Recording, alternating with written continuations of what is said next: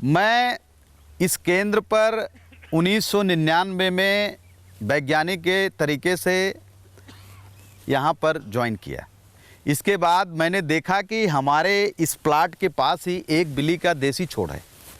उसको देखने के बाद मुझे लगा कि अगर ये छोड़ यहाँ पर है तो इसकी एक अच्छी तरीके से संभावना है कि हम बिल्ली के ऊपर यहाँ पर अनुसंधान कार्य कर सकते हैं।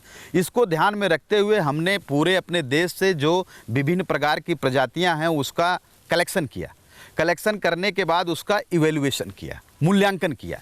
मूल्यांकन के साथ साथ जो प्रजातियाँ हैं, प्रजातियों के अलावा हमने जो अपने विभिन्न राज्यों से अच्छे अच्छे बेल के जनन द्रव्य हैं उसका भी संग्रहण किया। करने के बाद हमने इसका इवैल्यूएशन किया।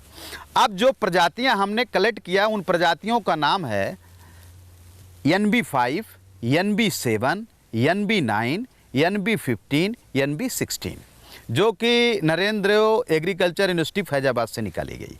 इसके अलावा दो प्रजाति CISH बेल 1, CISH बेल 2, ये हम लखनऊ से ले आए, जो कि ICR का एक जो है इंस्टीट्यूट है लखनऊ में। इसके बाद 4 प्रजाति हम पंतनगर एग्रीकल्चर यूनिवर्सिटी से ले आए, जिसका नाम है पंत सुजाता, पंत अपर्णा, पंत शिवानी, पंत उर्वशी। इन प्रजातियों का मैंने यहाँ पर अच्छी तरीके से मूल्यांकन किया और अभी मैं आपको बाद में बताएंगे कि ये कौन कौन सी प्रजातियाँ हैं। इसके साथ साथ जो हमने और भी जनन द्रव्य इकट्ठे किए उसमें से एक गोमा यसी प्रजाति निकाली। गोमा यसी प्रजाति का खास गुण क्या है? इसके पौधे छोटे होते हैं, पेड़ में कांटे नहीं होते हैं, साथ ही साथ इसका छिलका पतला होता है और इसके अंदर जो रेशा है, फल के अंदर जो रेशा है और सीड की मात्रा ओछा है, मतलब कम है। इसकी ये जो प्रजाति है सघन बागवानी के लिए अति उत्तम पाई गई, सूखा क्षेत्र के लिए। अपने जो संस्कृत साहित्य है, चरक संहिता, यजुर्वेद और भी जैन साहित्य हुआ, उपन विनोद हुआ, इसके गुणों के बारे में अलग अलग तरीक़ों से लोगों ने लिख रखा है।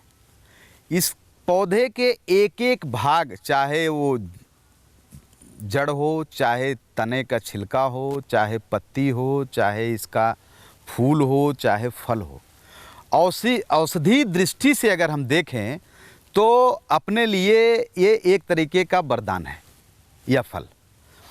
और जैसा कि आप जानते हैं दसमूला रिष्ट में बेल की जड़ का एक अर्क भी होता है, जिसकी वजह से ये दसमूला रिष्ट पेट के संबंधित रोगों के लिए प्रिफर करते हैं, लोग इसको लेते हैं। दूसरा, इसके और भी बहुत सारे आयुर्वेद में प्रिपरेशन होते हैं, बनाए जाते हैं।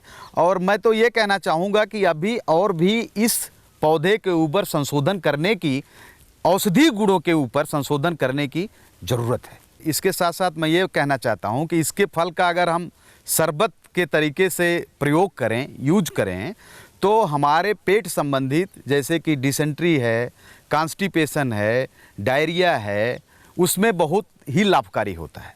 और इसका जो पत्ती है, पत्ती का भी प्रयोग अपने पुराने साहित्य में मिलता है कि पेप्टिक अल्सर के लिए और रेस्पिरेटरी जो श्वास संबंधित परेशानी है उसमें भी ये बहुत लाभदायक होता है। बिली का फल पकने के बाद इसको तोड़ते हैं, तोड़ने के बाद इसके अंदर का जो मावा है उसको बाहर निकाल लेते हैं।